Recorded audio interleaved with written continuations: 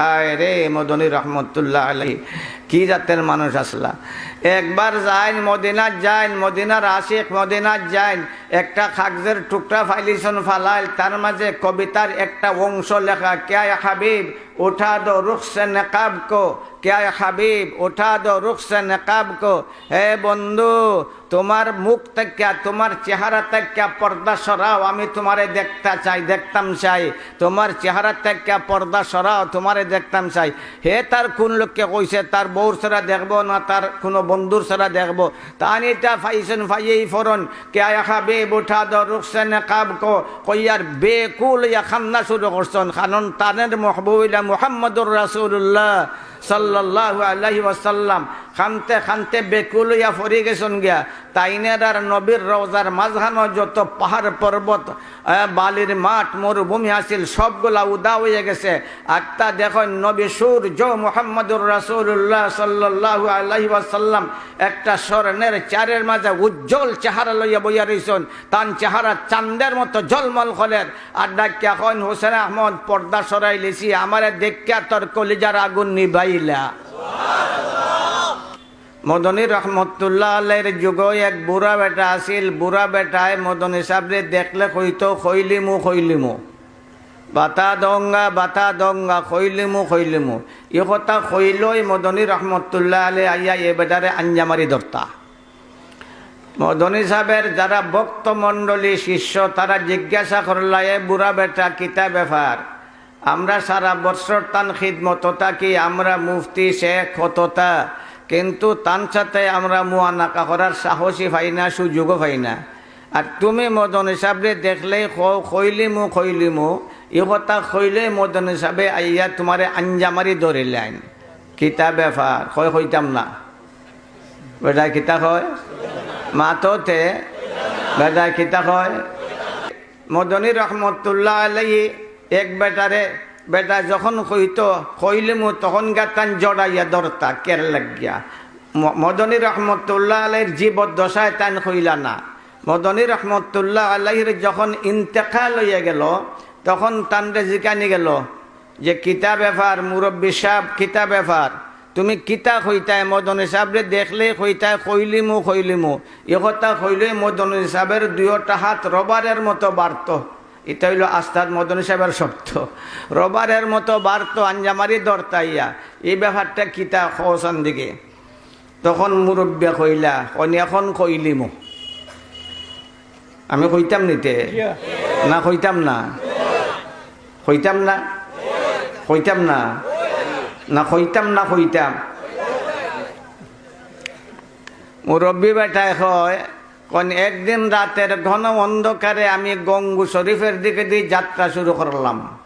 নীরব নিথর সারাটা হিন্দুস্তান, রাতের অন্ধকারে একবারে সারাটা পৃথিবী যেমন আচ্ছন্ন, পাখির পর্যন্ত আওয়াজ নাই। আমি গঙ্গু শরীফ পথ দিলাম। সেইখানে ওই সময় একটা গড় আসিল, যে গড়ের ভিতরে আমরার বুজুর্গ হলে গিয়া তাসবিহ তাহলিলের প্রশিক্ষণ গ্রহণ করতাম। ওই এখনই গড় নাই, আমি গিয়া পাইছি না এই গড়। কনতে বুড়া বেটায় হয় তা আমি ফদ দিলাম, গঙ্গু শরীফ যাইতাম। মনের মাঝে এমন আবেগ সৃষ্টি হইল, আমি আমারে কন্ট্রোল করতাম পারলাম না। ফদ দিলাইলাম, ঘন অন্ধকার ডিঙ্গাইয়া ফদ দিলাইলাম। একবারে একা একা রাস্তা, একবারে ফাঁকা, মানুষ নাই।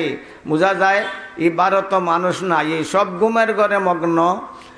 কিছু যখন আগবাইলাম তখন আমি আমার চুকে ভরলো। হঠাৎ করে আমি দেখি দরজায় ফাল্লায়,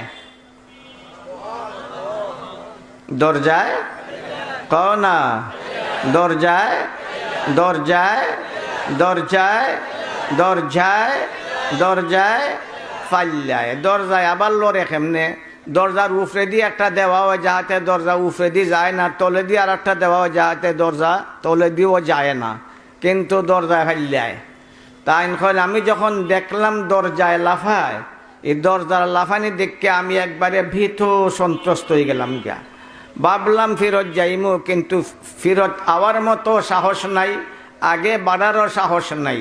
একটু দাঁড়াইলাম, দাঁড়াইয়া সিদ্ধান্ত নিলাম মৌত তো একদিন আছে, পিছেও যাইতাম পারতাম না, সাহস পাইলাম না। সামনে দিয়ে বাড়ি যাও, এবার হইব। বাড়লাম আরো সামনে, আরো যখন সামনে বাড়ছি তখন দেখি শুধু লাফায় না, জিক্রের তালে তালে লাফায়।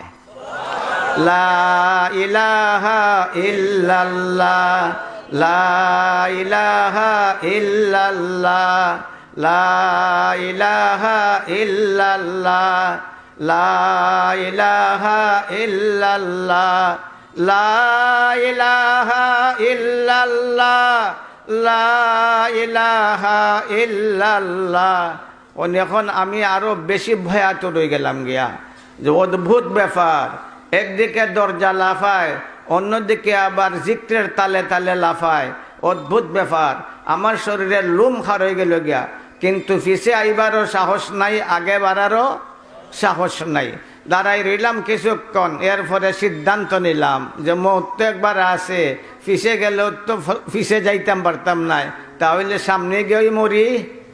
সামনে বাড়তে লাগলাম, একবারে গেলাম গিয়ে দরজার কাছে, তখন শুনি কারবার তো আরেকটা ভিতরে ভিতরে খেয়ে জিকির ফরন, তাইনের জিক্রের এত প্রভাব, এত আসর ফরসিগার দরজার মাঝে, তান জিক্রের তালে তালে দরজায়ও জিকির ফরে আর লাফায়। মুরব্বী সাহেব কই না, আমার মনটা যখন পাথরের মতো শক্ত হয়ে গেল, বিরাট সাহস সৃষ্টি হয়ে গেল। ভিতরে তো মানুষ, ভিতরে তো এমন কোন মহৎ মানুষটা ভিতরে, যার জিক্রের অত প্রভাব, যে দরজার উপরে আসর পড়ছে, দরজায়ও লাফায়, জিকির পরে দরজায় লাফায়, দরজার মাঝে মুখ সৃষ্টি হয়ে গেছে, দরজার মাঝে আওয়াজ সৃষ্টি হয়ে গেছে। এমন মহৎ ব্যক্তিকে এনে দেখমু, লুকাইয়া বইরিলাম, দরজার এক পা জুবাই লুকাইয়া বইরিলাম। জিকির চলছে, জিকির চলছে, দোয়া চলছে, জিকির দোয়া সকলটা যখন শেষ হইব, তাই তো একবার বাড়িবা দেখতাম এন খেয়ে, তানরে দেখবার লাগে আমি বইয়া রইলাম। যখন তান জিকির উকির শেষ বারইছন, আমি একবারে নিজেরে সংকোচ করিয়া রাখলাম, যাহাতে তাই দেখুন না। দেখি বারইছন আমার শেখ কুতবুল আলম সৈয়দ হুসাইন আহমদ মদনী রহমতুল্লাহ আলাইহি। লুকাইয়া বলিলাম, দেখি আমার শেখ, আপনি কৌকাসান। যখন তাইন দেখলা, তাইনের উস্তাদ মদন সাহেব, এন প্রতি তাইনের ভক্তি আরো বাড়ব না কমব? বাড়ব না কমব? বাড়ব না কমব? দেখ, কিন্তু দরজায় ফাইল্লায় না মানছে ফাইল্লায়? মাতো না, দরজায় ফাইল্লায় না মানছে ফাইল্লায়? মানছে যদি জিকির ফরিয়া ফাইল্লায়, তুই দইল পাগল। মানুষে জিকির পর্ব শান্তশিষ্ট ভাবে, মানুষ যদি জিকিরে পাগল হইয়া তখন খুললা ফালাই দেয়, তিটা পাগল না বালা মানুষ? লেংটা যদি গাছ বাবা শুরু করে দেয়, তিটা পাগল না বালা মানুষ? জোরে খাও না, আরো জোরে খাও না। মানুষে জিকির ফরিয়া ফাইলাইনি, মাতো না। সুস্থ মস্তিষ্কওয়ালা কোন মানুষের জিকিরের সময় ফাইলায় না। বাপের ঘরে বেটা যদি তাহলে তোমার জিক্রের প্রভাব গাছের উপরে ফালাও। আরে মদনী রহমতুল্লাহ আলাইহির জিক্রের প্রভাব তার শরীরের মাঝে এমন বিকট ভাবে আসিল, তাই যে চকির মাঝে বইতা ওই সব কেউ জিকির করত। হয়রত আঙ্গিজ ওয়াকিয়াত ফরঞ্জে মেসাবা বলে, হয়রত আঙ্গিজ ওয়াকিয়াত ফরঞ্জে দেখবা না, তার মাঝে কতটা লেখা।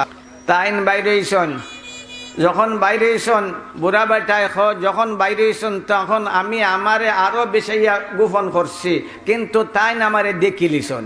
দেখা মাত্রই আমার আইয়া জাফটা মারে দর্শন, দেখা কইলা, कैसी से बताना नहीं खबरदार, कैसी से बताना नहीं खबरदार, कैसी से बताना नहीं সাবধান। কের কাছে কইতে পারতে না, কের কাছে কইতে পারতে না, যদি খস্তা হইলে তোর সর্বনাশ। ওই সময় ওয়াদা করছি কইতাম না, মাতো না। কিতা ওয়াদা করছি? কতে জুড়ে জুড়ে খো না, জুড়ে খো না, কইতাম না। সুতরাং তোমরা যখনই আমার জিকাও, আমি কইতাম পারি না, ওয়াদা করছি কইতাম না। কিন্তু আমার অবস্থা এমন হইল, আগে তো দেখলে মন শান্তি হইতো, এখন দেখলে মন শান্তি হইল। বুকর লগে বুক না মিলাইলে মদনীর আশকের আগুন আমার কলিজারে বর্ষ করিলায়, আমি ধৈর্য হারা হইয়া যাই। তোমরা বড় বড় আলিম মুফতি শেখ, তোমরার কারণে তাইনের দারু আমরা যাইতাম পারি না, কিন্তু আমার কলিজার মাঝে যে দেখার আগুন জ্বলে, সেই আগুন নিবাইতাম কেমনে? তখন দূরে থাকা তানরে দেখলেই আমি তানরে ফুনাইয়া কইলিমু, তাই মনে করুন কি জানি কইয়া লাগে না, কইবার লাগে আমার এই আঞ্জামারি দরতা।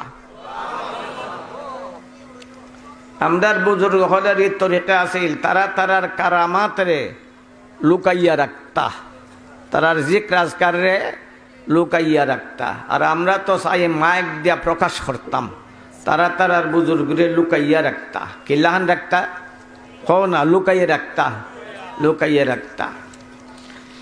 তো বুড়া বেটা হয়ে এইল ব্যাপার।